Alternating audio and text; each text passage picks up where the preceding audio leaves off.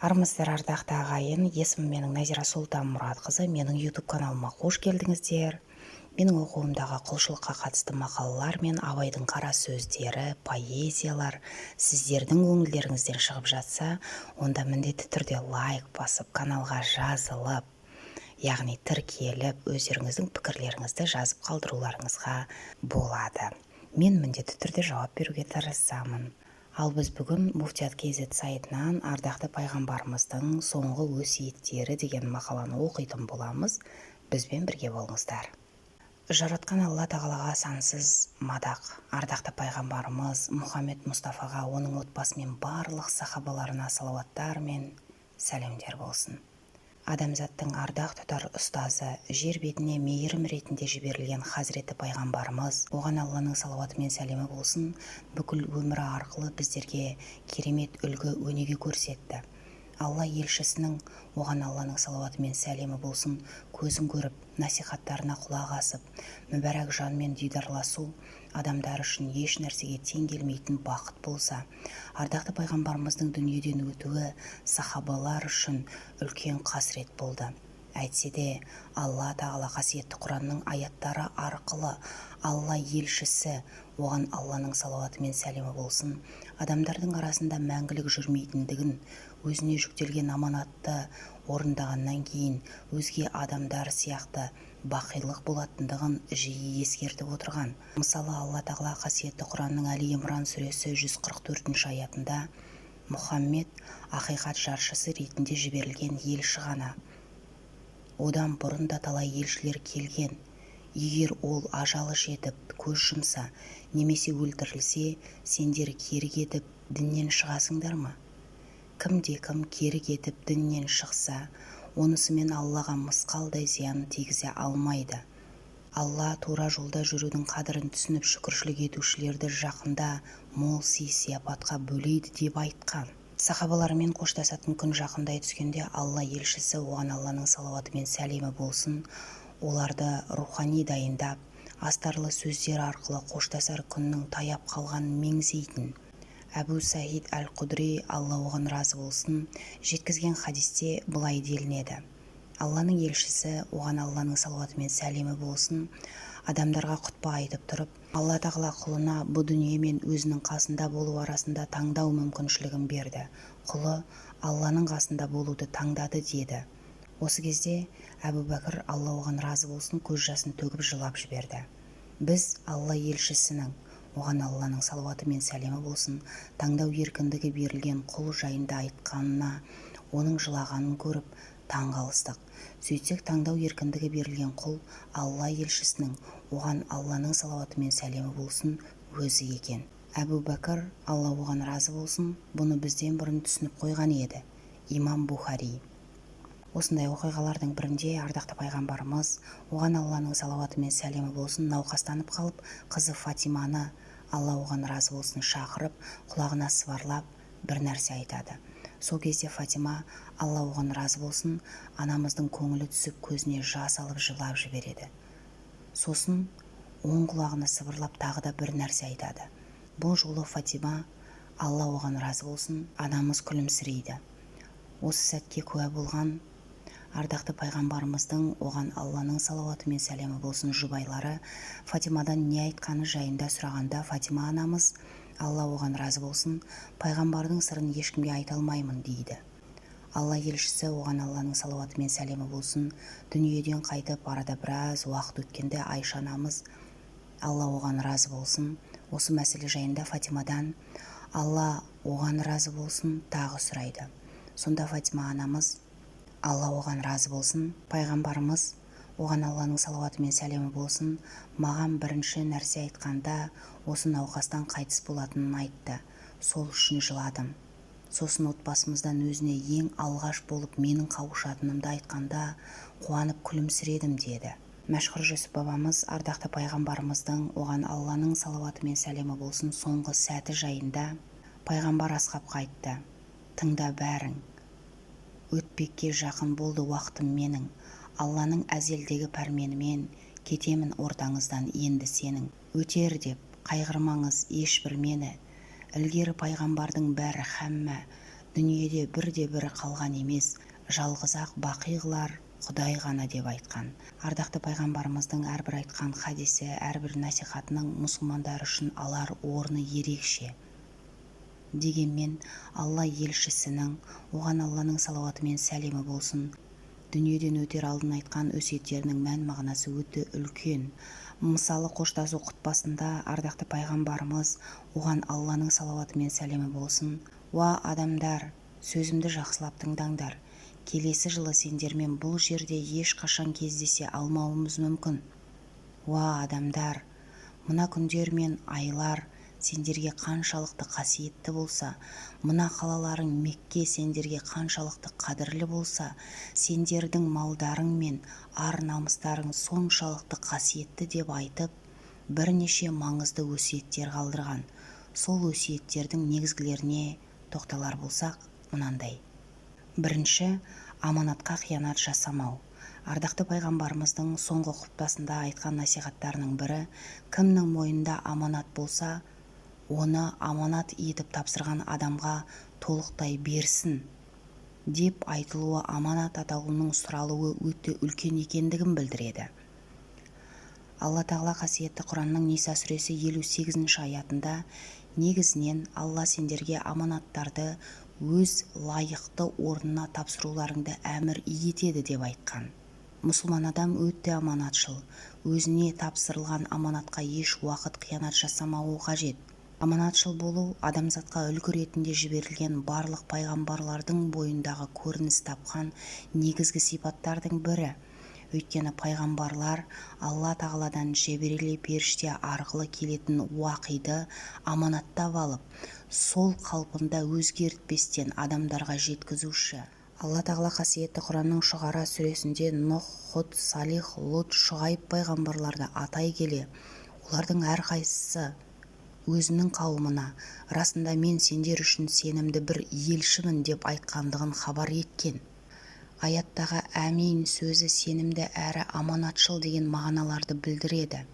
Ардақты пайғамбарымызға, оған Алланың салауаты мен сәлемі болсын, пайғамбарлық келместен бұрын өз қауымына әмин, яғни сенімді деген атпен танылған еді. Адамдар өздерінің құнды заттарын оған табыстап қоятын болған. Пайғамбарлық келгеннен кейін де оған қарсы шыққан мүшриктердің өзі ешкімге сеніп тапсыра алмайтын қымбат заттарын оған аманат ретінде беретін еді. Алла елшісі, оған Алланың салауаты мен сәлемі болсын, туған қаласы Меккеден қуылып Мединеге қоныс аударатын кезде аманат етілген заттарды ерлеріне табыстауы үшін өзінің орнына Әлиді тастап кетуі арқылы аманатшылдықтың ең жоғарғы үлгісін көрсете білді. Екінші, әйел адамға жақсы қарау. Қоштасу құтпасында ардақты пайғамбарымыздың, оған Алланың салауаты мен сәлемі болсын, айтқан өсиеттерінің бірі: әйелдердің құқықтарына құрметпен қарауға және бұл тұрғыда Алладан қорқуға кеңес беремін деген. Әйел адам ері үшін аманат. Ер адам өзінің табиғи күштілігін пайдаланып әйеліне жәбір көрсетуіне, ұрып соғуына болмайды. Отбасылық өмірде мұсылман адам әйелімен көркем мәміледе, жақсы қарым-қатынаста болуы қажет. Алла тағала қасиетті Құранның Ниса сүресі 19-шы аятында: сондай-ақ олармен жақсы шығысыңдар, егер оларды жек көрсеңдер, сендердің жақтырмаған нәрселерінде Алланың көптеген хайыр жасап қоюы мүмкін деп айтқан. Ардақты пайғамбарымыз, оған Алланың салауаты мен сәлемі болсын, сендердің ең жақсыларың әйелдеріңмен жақсы қарым-қатынаста болғандарың деген. Имам Термизи. Сырт көзге әркім жақсы көрінуі мүмкін, алайда адамның шынайы жақсы екендігі оның отбасы мүшелерімен қарым-қатынасында білінеді.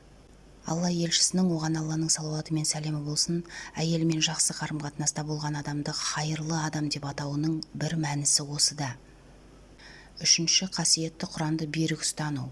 Ардақты пайғамбарымыз, оған Алланың салауаты мен сәлемі болсын, қоштасу құтпасында: сендерге киелі аманат тастап барамын, соны толық ұстасаңдар, ешқашан адаспайсыңдар. Ол аманат Алланың кітабы Құран деген. Қасиетті Құран ақ пен қара, жақсы мен жаман, ақиқат пен жалғандықтың ара жігін ажырататын кітап. Алла тағала қасиетті Құранның Ниса сүресі 174-ші аятында: уа адам баласы, сендерге Раббыларыңнан дәлел келді, сондай-ақ сендер үшін бір ашық нұр Құран түсірдік деп айтқан. Алла елшісінің, оған Алланың салауаты мен сәлемі болсын, біздерге қасиетті Құранды берік ұстануымызды, оны жиі оқуымызды, аяттарына амал етуімізді насихат етіп қалдырған өзге де хадистері өте көп. Сондай хадистердің бірінде ардақты пайғамбарымыз, оған Алланың салауаты мен сәлемі болсын, Құран оқыңдар, өйткені ол қиямет күні өзін оқығандарға шапағатшы болып келеді дейді. Имам Муслим. Ендеше мұсылман адам қасиетті Құранмен берік байланыс орнатып, шамасы келгенше ондағы сүрелерді жаттап, аяттар турасында ой жүгіртіп, амал етуге тырысады. Хакім Абай: Алла мінсіз әуелден пайғамбар хақ. Мүмін болсаң үйреніп сен де ұқсап бақ. Құран рас, Алланың сөзі дүр ол. Тәуейін білерлік ғылымның шақ деп қасиетті Құранды біліммен тануға шақырған. Бұрынғы өткен ізгі ғалымдарымыздан да қасиетті Құранды берік ұстану турасында көптеген насихаттар жеткен. Атақты табағин Хасан Басри, Алла оны мейіріміне бөлесін, Алланың атымен ант етейін, қасиетті Құраннан үлкен байлық болмағаны секілді одан құр қалудан артық кедейлік жоқ деген. Имам Ғазали, Алла оны мейіріміне бөлесін, Құран нұр, қателесуден құтылудың жолы тек қасиетті Құранда. Жүректерді қарайтқан дерттерімізге шипа да қасиетті Құранда қамтылған деп айтқан. Төртінші, мұсылмандар бір-бірін туыс деп білу. Қоштасу құптасында ардақты пайғамбарымыздың, оған Алланың салауаты мен сәлемі болсын, айтқан сөздерінің бірі: сөзімді мұқият тыңдаңдар және ұғыңдар. Мұсылман мұсылманның бауыры. Бүкіл мұсылман бір-біріне бауыр. Дін бауырластарының құқына қиянат ету харам деген. Алла тағала қасиетті Құранның Әли Имран сүресі 103 аятында: сондай-ақ өздеріңе Алланың берген нығметін еске алыңдар, өйткені бір-біріңе дұшпан едіңдер, жүректеріңнің арасын жарастырды, оның игілігімен бауырға айналдыңдар деп айтқан. Хазіреті пайғамбарымыз, оған Алланың салауаты мен сәлемі болсын, насихатының алғашқы кезеңінен бастап мұсылмандардың өзара бауыр әрі туыс екендіктерін жариялаған. Бұл бауырмалдық пен бірлік атаулының дініміздегі үлкен маңыздылығын көрсетеді. Қазақ халқында да ынтымақ елдің ырысы, байлық байлық емес, бірлік байлық. Айтысқан ауыл болмас, болыспаған бауыр болмас деу арқылы біздерді әрдайым ауыз бірлікте болуға шақырған.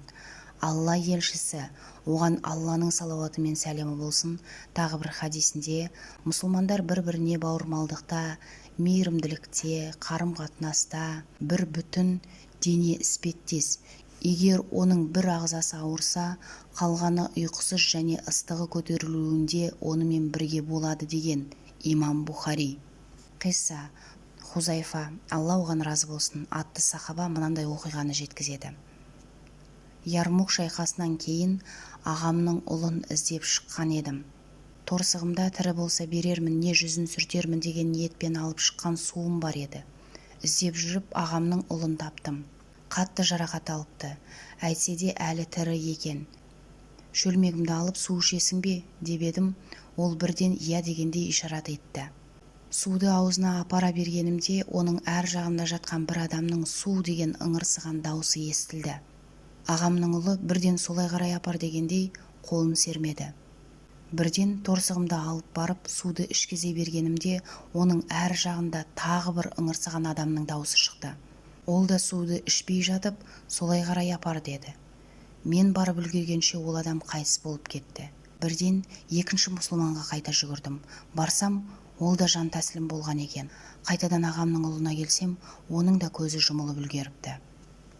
Қадірменді жамағат, Алла тағала қасиетті Құранның Наср сүресінде Алланың жәрдемімен жеңісі келген кезде адамдардың Алланың дініне топ-тобымен кіргенін көресің. Міне сонда Раббыңды мақтау айтып ұлықта, әрі одан кешірім тіле.